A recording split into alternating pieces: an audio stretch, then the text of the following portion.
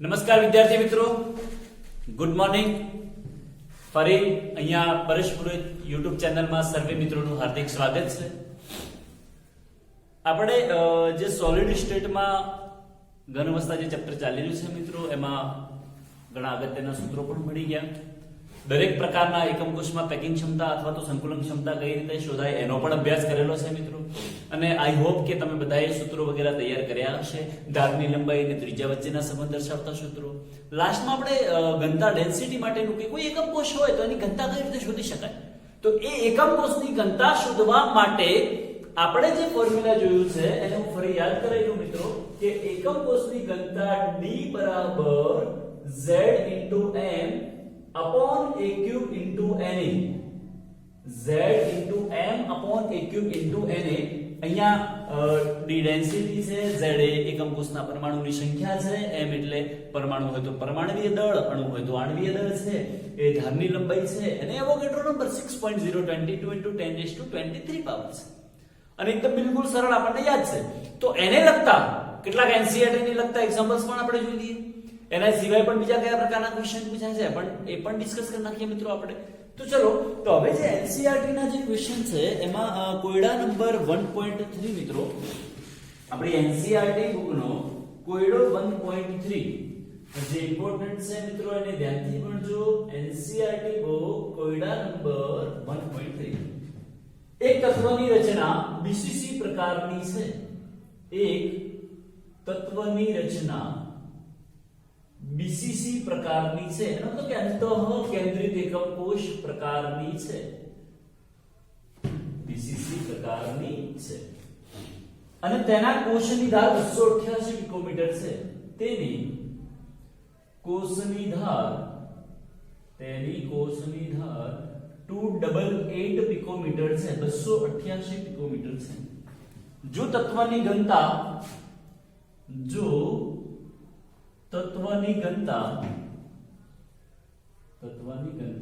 7.2 ગ્રામ પ્રતિ centimetre cube હોય, 7.2 ગ્રામ પ્રતિ સેન્ટીમીટર ક્યુબ હોય તો 208 તત્વના 208 ગ્રામમાં, તો તત્વના 208 ગ્રામમાં પરમાણુની સંખ્યા શોધો. પરમાણુની સંખ્યા શોધો અથવા તો પરમાણુ કેટલા હશે શોધો. આ એકદમ સિમ્પલ અને સરળ એક્ઝામ્પલ છે મિત્રો. પહેલા એને સમજી લઈએ કે કહેવા શું માંગે છે એક્ઝામ્પલ.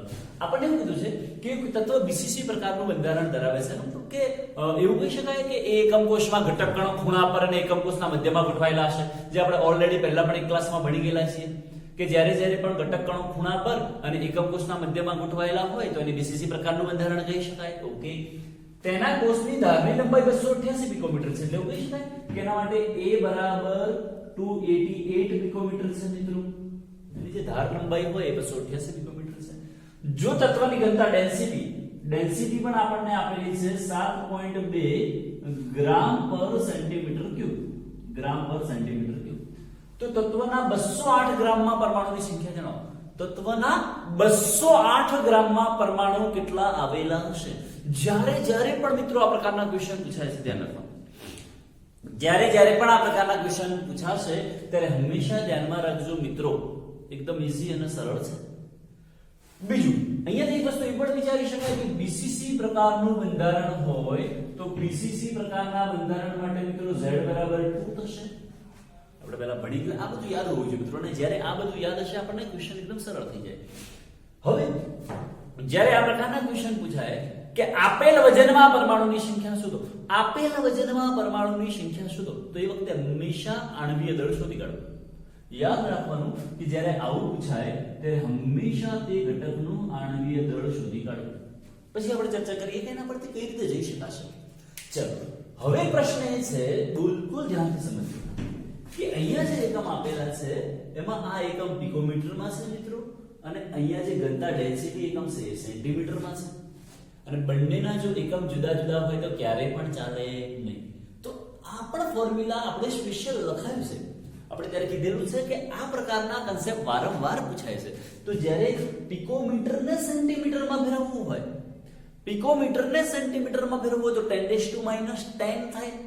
તો એના પરથી ડાયરેક્ટ આપણે ફોર્મ્યુલા બનાવ્યું છે કે d z n upon a³ n અને ગુણ્યા 10⁻30 મિત્રો, આવો ફોર્મ્યુલા છે। આ ફોર્મ્યુલા ક્યારે યુઝ કરવું કે જ્યારે ઘનતા જે છે એ સેન્ટીમીટર ક્યુબ માં આપેલી હોય, પર સેન્ટીમીટર ક્યુબ માં આપેલી હોય અને ધારની લંબાઈ પિકોમીટર માં આપેલી હોય ત્યારે યુઝ કરવાનું। ઓકે, એમાં શોધવાનું શું છે મિત્રો આપણે m, તો m શોધવાનું હોય તો એમને કરતા બનાવી દે તો m બરાબર, ચલો d ની કિંમત મૂકો, ડેન્સિટી કેટલી આપેલી છે આપણને, d બરાબર 7.2 ગુણ્યા a ક્યુબ, તો a છે આપણો 288, તો 288 નો ક્યુબ થશે, ગુણ્યા na 6.022 ગુણ્યા 10⁻23 છે, ડિવાઇડેડ બાય, આને તમે કરતા બનાવો છો તો z છેદમાં જશે, 10⁻30 છેદમાં જાય, z બરાબર 2 છે તો 2 ગુણ્યા 10⁻30 એવું આવશે છે। ઓકે મિત્રો, આનું સિમ્પલ કેલ્ક્યુલેશન કરીએ આપણને તો આણ્વીય દળ મળી શકે અહીંથી। તો ચલો આનું કેલ્ક્યુલેશન કરી નાખીએ। 7.2 ગુણ્યા 288 ગુણ્યા 288 ગુણ્યા 288 ત્રણ વખત થશે કારણ કે એનો ઘન છે મિત્રો, multiplied by 6.022 divided by 2 is equal to આવે છે 5.178 ગુણ્યા 1 2 3 4 5 6 7 8 5.178 ગુણ્યા 10⁸ આ ખાલી આનું કેલ્ક્યુલેશન કર્યું આપણે, એ ઘાતનું કેલ્ક્યુલેશન કર્યું નથી, તો એના વગર પણ આન્સર આવે છે આપણે 5.178, તો m ઇઝ ઇક્વલ ટુ 5.178 ગુણ્યા, ફરી એકવાર ઘાત ગણી લઈએ મિત્રો, 1 2 3 4 5 6 7 8 ગુણ્યા 8 ઘાત, ક્લિયર। હવે આ ઘાતની વાત કરીએ મિત્રો, અહીંયા 10⁻30 છે ને ઉપર 23 છે, આ 30 ઉપર જાય તો -30 થાય, 23 માંથી 30 જતા રહે એટલે એવું કહી શકાય મિત્રો -7 આવશે, ગુણ્યા 10⁻7 બરાબર એવું લખી શકાય કે 10⁻1 ઘાત, અને 10⁻1 ઘાત ને અહીંયા ગુણી દઈએ તો 51.78 ગ્રામ પ્રતિ મોલ એવો યુનિટ થાય મિત્રો। આણ્વીય દળ જે હોય એ આણ્વીય દળનો એકમ શું થશે, ગ્રામ પ્રતિ મોલ। સિમ્પલ અને સરળ। ચલો હવે એ સમજવાનું,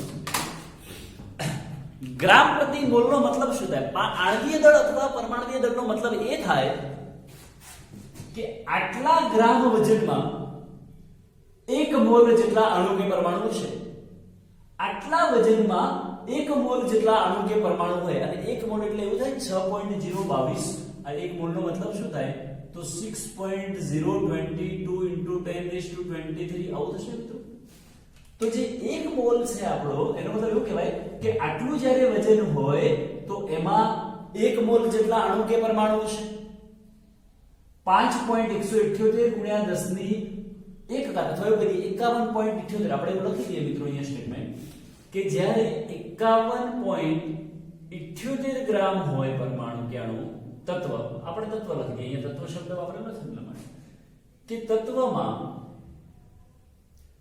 પરમાણુ બરાબર અથવા પરમાણુની સંખ્યા બરાબર આટલી લખી શકાય 6.022 ગુણ્યા 10⁻23 તો ધેરફોર આપણને કેટલામાં પૂછ્યા છે 208 ગ્રામમાં, તો ધેરફોર 208 ગ્રામ જ્યારે તત્વ હોય તો એ વખતે એના પરમાણુની સંખ્યા બરાબર કેટલી થશે, આટલા વજનમાં 1 મોલ જેટલી હોય તો 208 ગ્રામમાં કેટલી, તો 208 ગુણ્યા 6.022 ગુણ્યા 10⁻23 ભાગ્યા 51.78 થશે, તો ધેરફોર ઇઝ ઇક્વલ ટુ લખી દઈએ 208 ગુણ્યા 6.022 ગુણ્યા 10⁻23 divided by 208 is equal to, ચલો હવે કેલ્ક્યુલેશન કરી નાખીએ આપણે, તો કેલ્ક્યુલેશન માટે 208 into 6.022 divided by 208 એટલે 6.0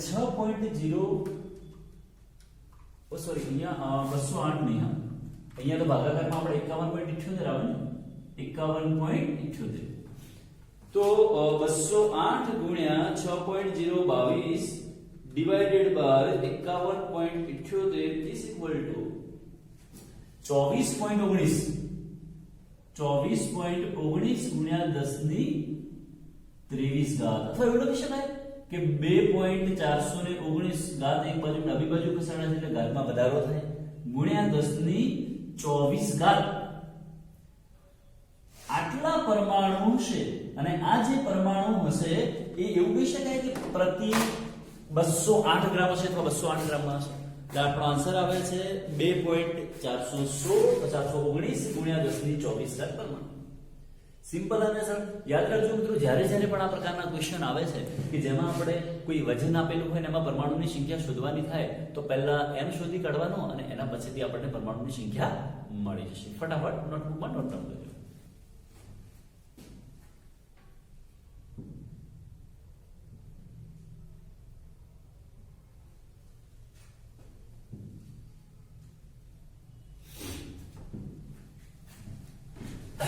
ઓકે મિત્રો તો આ જે કોયડો 1.3 જોયો છે મિત્રો આપણે એ જ પ્રકારે કોયડો 1.4 અને 1.5 પણ થોડું સ્ટડી કરી લઈએ આપણે તો કોયડા નંબર જે 1.4 છે એના પછીનો જે નેક્સ્ટ છે એ પણ આ જ ફોર્મ્યુલા પરથી સોલ્વ કરવાના બધા જ જે ક્વેશ્ચન છે ઘનતાને લગતા એક જ ફોર્મ્યુલા પરથી સોલ્વ થાય છે મિત્રો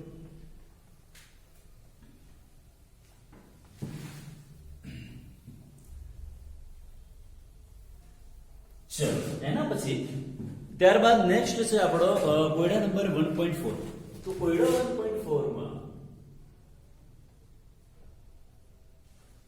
આપણને એવું કીધું છે x કિરણ વિવર્તન દર્શાવે છે કે કોપર FCC એકમમાં સ્ફટિકીકરણ પામે છે એટલે આપણે લખી દઈએ કે કોપર એ FCC બંધારણમાં સ્ફટિકીકરણ પામે છે ઓકે અને કોષની ધારની લંબાઈ આપણને આપેલી છે અને કોષની ધાર લંબાઈ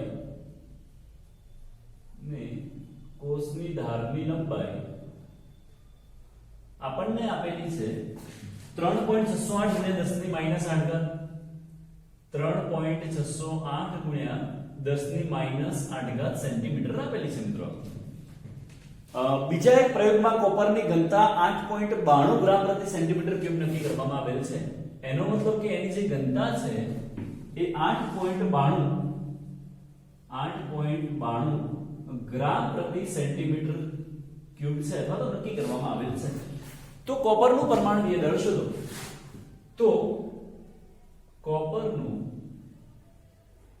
પરમાણુય દળ શોધો તો મિત્રો આમ તો વિચારવા જઈએ તો આપણને જનરલી જે કોપર છે જેનો નંબર છે 29 પરમાણુય ક્રમાંક છે 29 તો એનું આમ તો આણ્વિય દળ પરમાણુય દળ આપણને ખબર છે કે 63.5 ગ્રામ પર મોલ થાય યા તો 63.5 યુ થાય પણ આપણે આ અહીંયા ફોર્મ્યુલા દ્વારા એને અથવા તો એને સૂત્ર દ્વારા નક્કી કરવાનું છે કે કેટલું થશે ઓકે ચલો તો પહેલા એ નક્કી કરવાનું કે કઈ કઈ ઇન્ફોર્મેશન આપણને રકમમાં આપેલી છે અને એ ઇન્ફોર્મેશનને આધારે આપણે ગણવાનું છે ઓકે ચલો તો લખી દઈએ અહીંયા પહેલું આપણને આપેલું છે કે FCC બંધારણ છે ચલો તમે જાતે વિચારી શકો મિત્રો કે FCC બંધારણ હોય તો શું ખબર પડી શકે આપણને Z જ્યારે પણ FCC અથવા CCB પ્રકારનું બંધારણ હોય તો યાદ રાખજો મિત્રો કે Z બરાબર હંમેશા 4 થાય ઓકે એકમ કોષની ધારની લંબાઈ આપેલી છે એટલે કે a બરાબર 3.608